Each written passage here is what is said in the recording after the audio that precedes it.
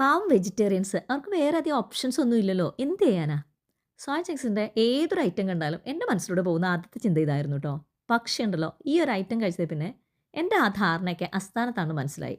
Soya ചങ്ക്സിന്റെ ബിരിയാണിയെക്കുറിച്ചാണ് ട്ടോ പറഞ്ഞു വരുന്നത്. ഇതിന്റെ മെയിൻ ഹൈലൈറ്റ് എന്ന് പറയുന്നത് സോയ ചങ്ക്സിന്റെ ഞെക്കിപ്പിഴിയലാണ്. നമ്മുടെ കൈകളിൽ കിടന്ന സോയ ചങ്ക്സ് ശ്വാസം കിട്ടാതെ പിടയണം.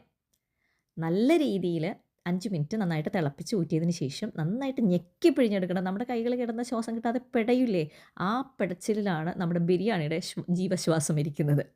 ഇത് കൂടാതെ നന്നായിട്ട് ജിഞ്ചർ ഗാർലിക് കൊത്തിയരിഞ്ഞതും വേണം, പേസ്റ്റും വേണം. നന്നായിട്ടൊന്ന് മുരിഞ്ഞ് വരുമ്പോഴത്തേക്കും അതിലേക്ക് സവാളയും തക്കാളിയും മല്ലിപ്പൊടിയും മുളക് പൊടിയും മഞ്ഞൾപ്പൊടിയും ഗരം മസാലയും ചേർക്കണം. അതോടൊപ്പം തന്നെ കുറച്ച് മീറ്റ് മസാലയും കൂടി ചേർത്താൽ അടിപൊളിയായിരിക്കും. ഇതിലേക്ക് നമ്മൾ നേരത്തെ റെഡിയാക്കി വെച്ച സോയ ചങ്ക്സ് ആഡ് ചെയ്യണം. അതുകൂടാതെ ഒരു പേസ്റ്റ് റെഡിയാക്കണം. അതിന് വേണ്ടിയിട്ട് മല്ലിയിലയും പുതിനയിലയും പച്ചമുളകും ഒരു ചെറിയ കഷ്ണം ഇഞ്ചിയും വെളുത്തുള്ളിയും 2 വെളുത്തുള്ളിയും തൈരും ചേർത്ത് നന്നായിട്ടൊന്ന് മിക്സ് ചെയ്ത് ഇതിലേക്ക് ആഡ് ചെയ്ത് കഴിഞ്ഞാലുണ്ടല്ലോ, നെയ്യിൽ വഴറ്റി കഴിഞ്ഞാലുണ്ടല്ലോ അടിപൊളിയാണ് കേട്ടോ. അപ്പോൾ തന്നെ അടുത്ത വീട്ടിൽ നിന്ന് എനിക്ക് കോൾ വരും. ഏത് ബിരിയാണിയാണ് റെഡിയാക്കണേന്ന് ചോദിച്ചിട്ട്. എന്തായാലും എൻ്റെ റെസിപ്പി അവർക്ക് കൂടി ഷെയർ ചെയ്യണേ. നന്നായിട്ട് റെഡിയാക്കി ഇത് ഒന്ന് ചെയ്ത് നോക്കണം.